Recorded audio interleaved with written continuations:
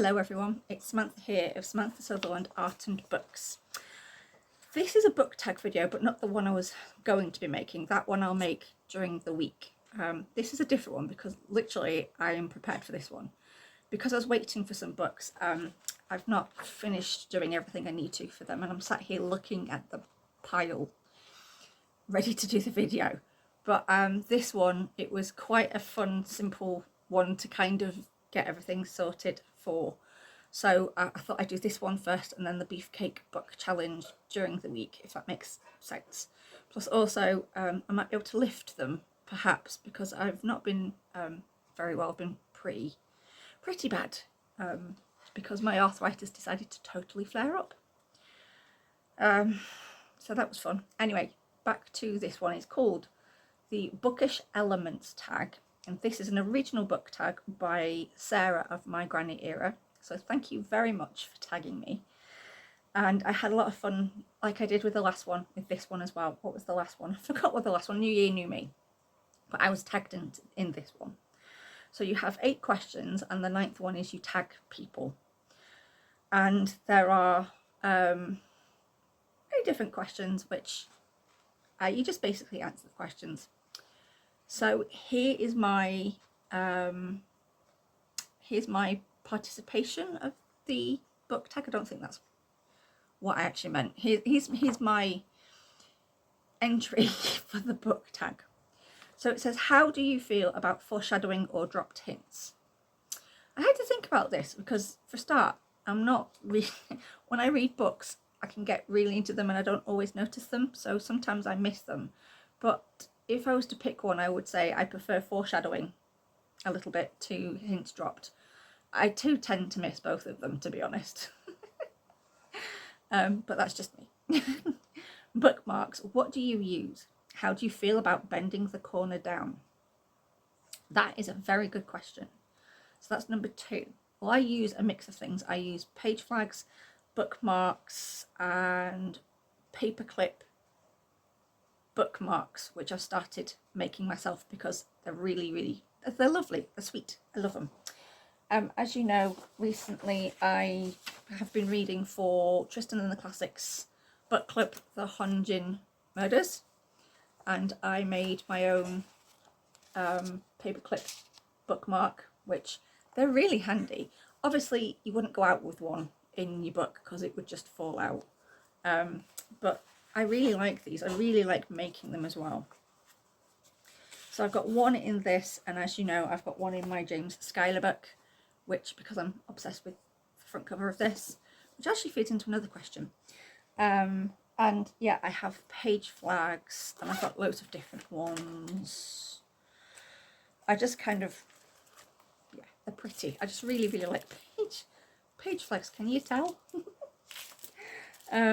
I use page flags when I am marking my books to like 12-page increments, but also if I can't find a bookmark, I will use a page flag.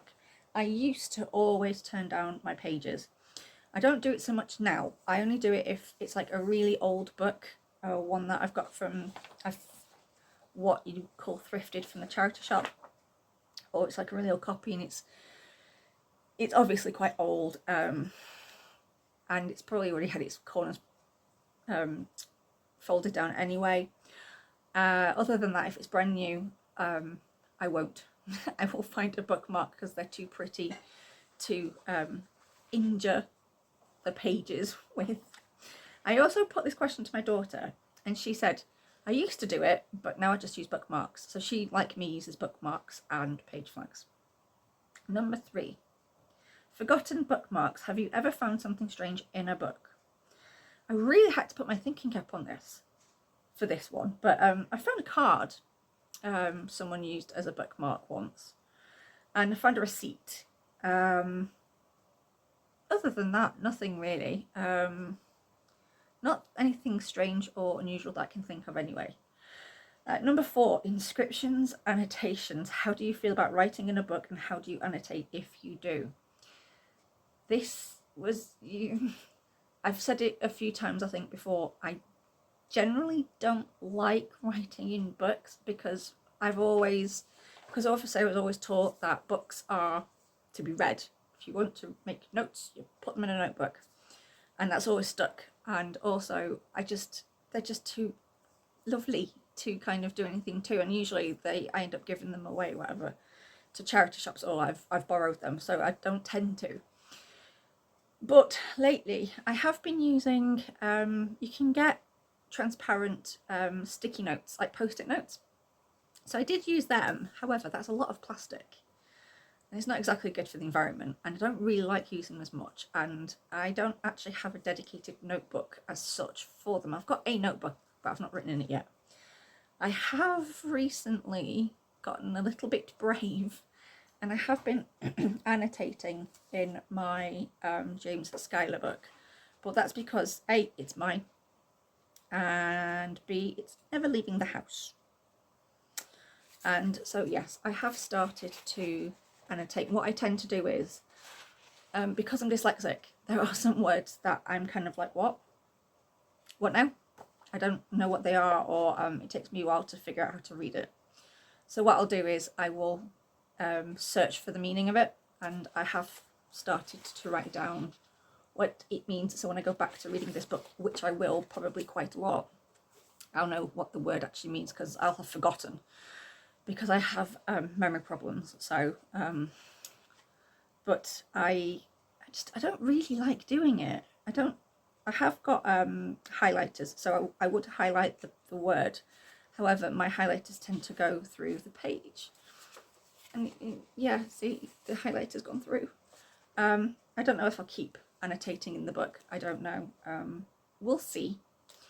But this is mine forever. It's never leaving the house unless it's to go on a trip somewhere and I want to read it. But it's going to be mine on my shelf forever, which is the reason why I've decided to annotate in it. And I know lots of people love annotating in books, but I find it scary. I don't know why, I just do.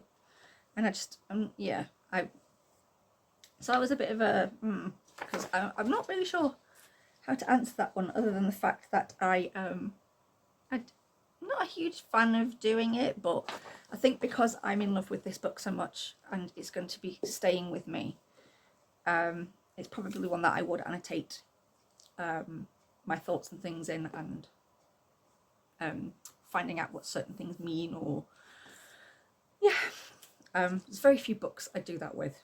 This is one of them. I usually do it with poetry books, I have to admit. I'm not a big person for doing it with novels and things, but I do a lot with poetry if I do, as I've just shown.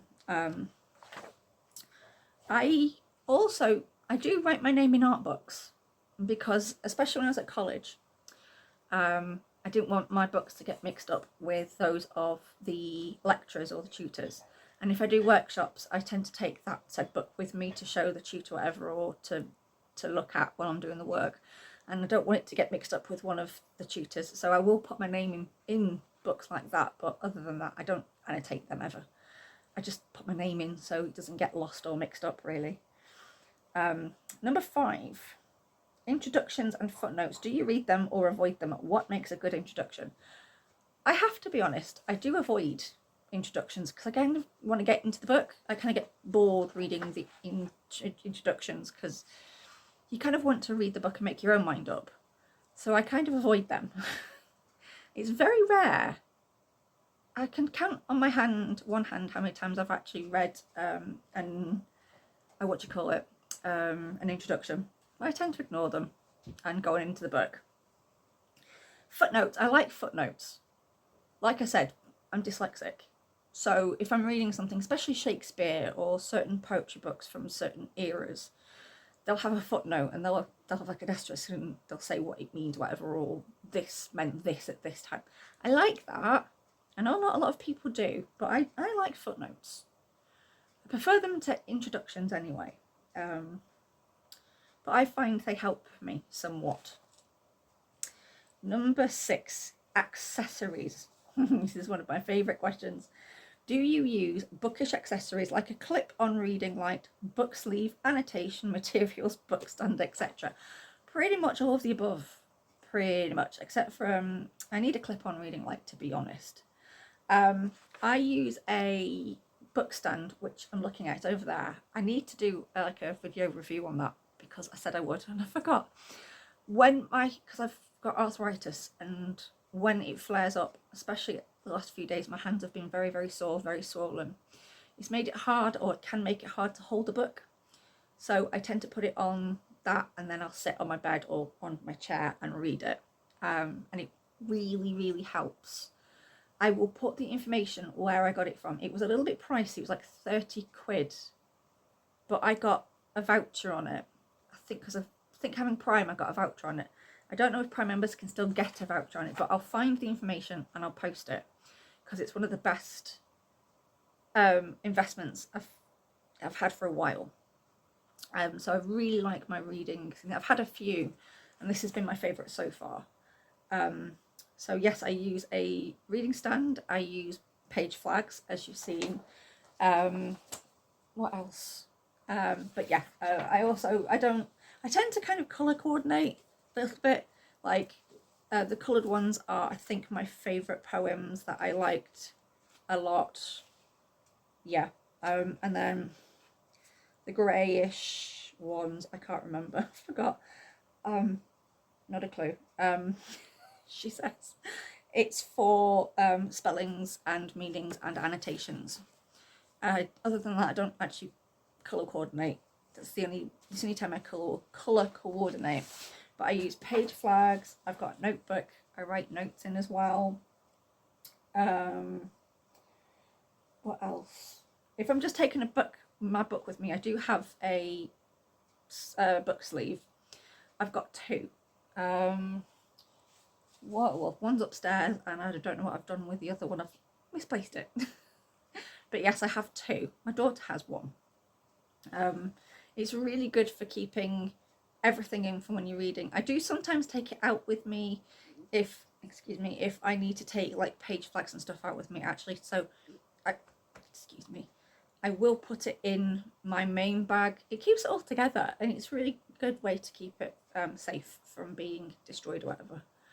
So yeah, I like to use my book sleeve. I also have what I call my book nerd pouch.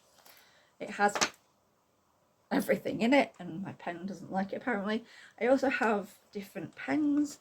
I might actually do a tip out if you want to see what's in my nerd book pouch. But I've got two of these. One is Wuthering Heights, and the other one obviously is this one, which is Midsummer Night's Dream, my favourite Shakespeare ever in the world. Number 2 is Macbeth. So yes, I got these from the Well Read Company, who sell on Etsy and Amazon. If you go on Etsy, they do have sales every so often, and you do get vouchers for being a returning customer. I think I'd have to double check. No, you do, because I got one with that. I got my daughter one with the voucher, I'm sure I did. So yes, I've got a nerd pouch and also a page spreader, which I also got from Etsy. So these I will put in the box below. It's got my name on it, this one. So basically, it's also really good. I find it really helpful. I should use it more because it helps my thumb. But when you are reading your book and you need to keep it open, it makes it easier to keep the pages open. I really should use it more because I'm struggling keeping my pages open, my book. So that was a pretty good investment as well. I might do put these in a list of best things to help if you have hand problems. I really should make one of those videos, I think. So yeah, this should go with me, but it kind of doesn't. Obviously I have my bookmarks, which I would put as accessories, and my paperclip bookmarks, which I made. What else? I don't actually have a clip-on light. I should do because my lamp's not super bright. I do have a light, but it's more for when I'm sewing and embroidering. It doesn't clip onto my book, but I really should have one. My husband's not too bothered because when we go to bed, he's out like a light anyway. So I can sit reading till stupid o'clock in the morning and it doesn't bother him. Yeah, I think that's pretty much everything for the accessories anyway. So that was question number 6. Question number 7 is art and illustrations. How do cover art and illustrations affect your reading experience? I've said it before, I am known to go for a book because it's pretty. I was really bad. One time I used to only buy books because they were pretty and I never used to read them. So now I will buy a pretty copy of something if I know I'm going to read it. Also, if I want a special edition of something, such as I had a copy of Midsummer Night's Dream, and the copy I had was printed by Amazon and I hated it because the cover kept. I did mention it in a video quite far back. It just kept kind of curling up and it was really annoying, and I thought, as it's my all-time favourite, I want a nice copy for now. I'm going to get a special copy at some point. So yes, I was swayed by I used to be swayed by book covers, not so much now. Like I said, I only buy them if I know I'm going to read them. I was obviously swayed by the book cover of this. I did mention it in my last video. I love art on books, and if it's just, yeah. And also this one as well, which is I am waiting for this book to come. I should hurry up because I need to do a whole video. I might do a whole video parts 1 and 2 at this rate, but yes, I saw this book and I thought, I want this book because it's pretty. Also, I looked it up on Goodreads, and it had mostly 5-star reviews, and also I read some of the poems from it before I bought it, because you can on Amazon sometimes, and I really, really liked the poems that I was reading. So I bought it, and then I bought it off, I think, eBay, because it was cheaper. So I can be swayed by book covers. Also, I have to admit, if there is illustrations in the book, it can make reading the book a little bit more fun. I do know 3 Men in a Boat, which I am after a proper copy of that. I was enjoying reading that book, but I had to give up reading because it was printed by Amazon. Plus the text was too small. But the copy I did want, it was illustrated because it was a special edition. And looking at the illustrations, it really went well with the wording and the writing of the author. And I forgot who wrote the book. But yeah, so sometimes it can really make reading the book a little bit more interesting for me. Because you have something a little bit different to look at. Miss Pettigrew's for a Day, there's illustrations in that, and I just absolutely love them. And things like poetry books by Michael Rosen, which are, as you know, as from my Poetry Thursday video, which a lot of his books are illustrated by Quentin Blake. It really makes the words pop, I think, sometimes. And I do really like a good illustration, especially if they also have actual imagery in them, like artworks, and they're in colour. I just think it's really lovely. It just makes the book a little bit more special. I don't know, I think it does anyway. Format. Which format of books do you prefer? Now, I know this can be a bit of a controversial question. Do you prefer hardback, paperback, audio, digital?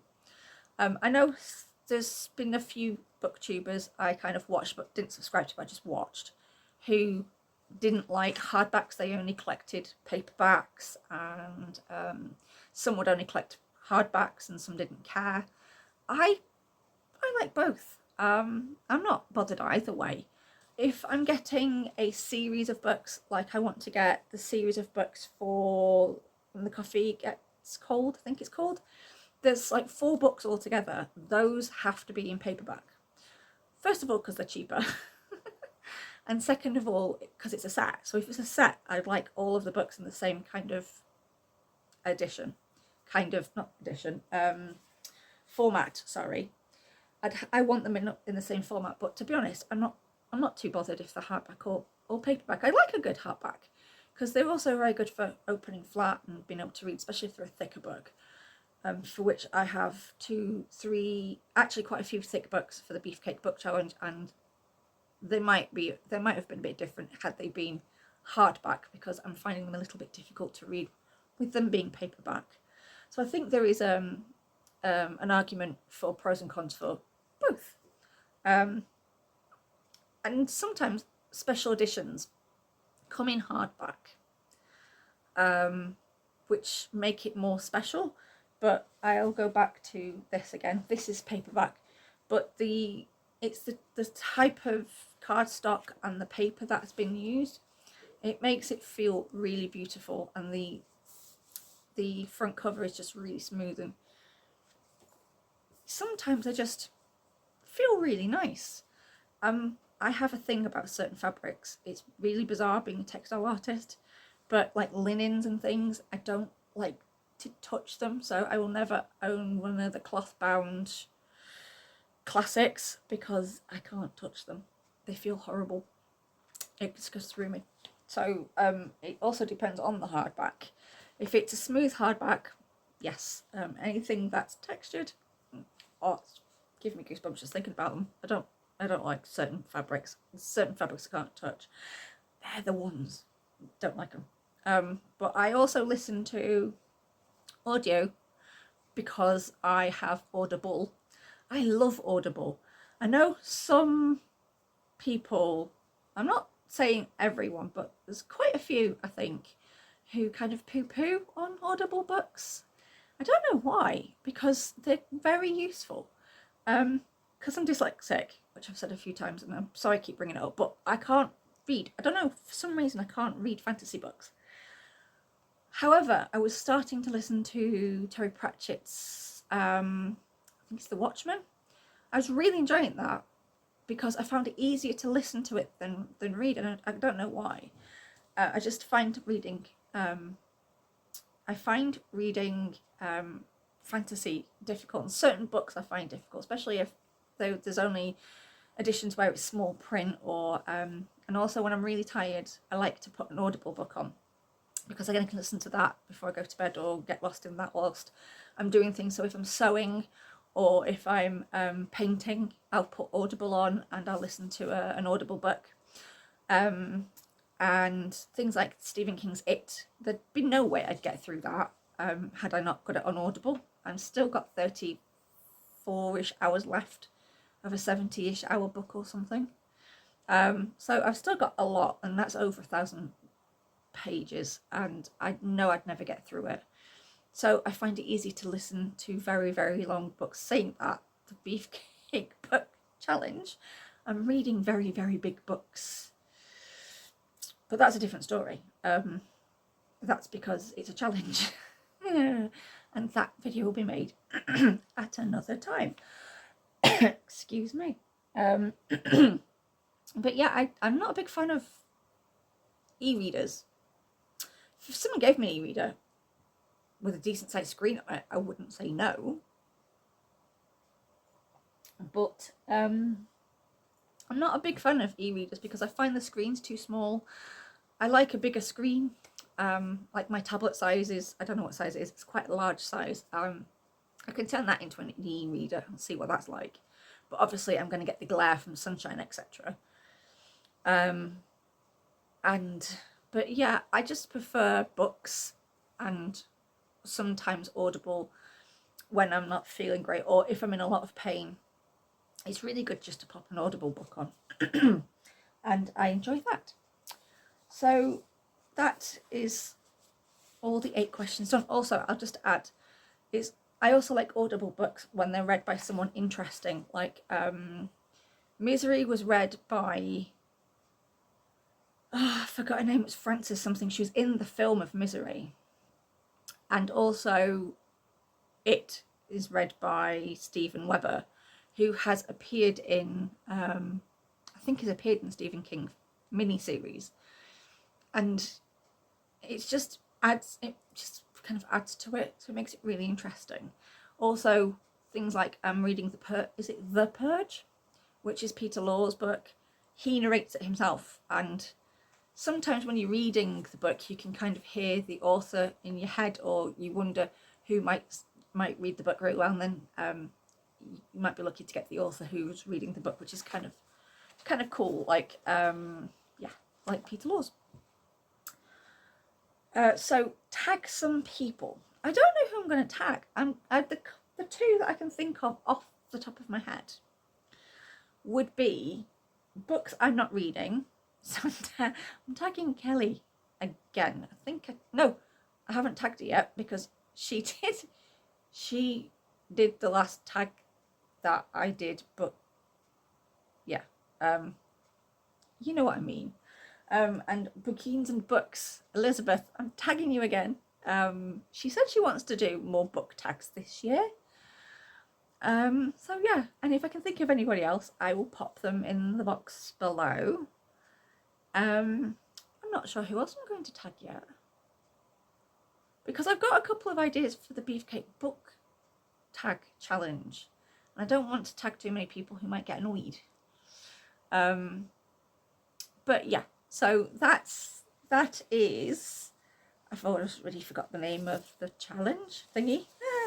The Bookish Elements Tag. So, if I've tagged you or you're tagged below, it'd be lovely to see what your answers would be. And for those of you who like the sound of this, then I hope you might get involved. I don't know. And if you are getting involved, let me know. Is it something you want to do? And I will do the Beefcake Book Challenge video during the week, and a haul video, and Poetry Thursday. You're going to be sick of me next week. You really are. I'm sorry in advance. And also, I'm thinking that Poetry Thursday will be part 2 of Michael Rosen, because I really enjoyed reading those poems, and my daughter has picked 2 more that she wants me to read.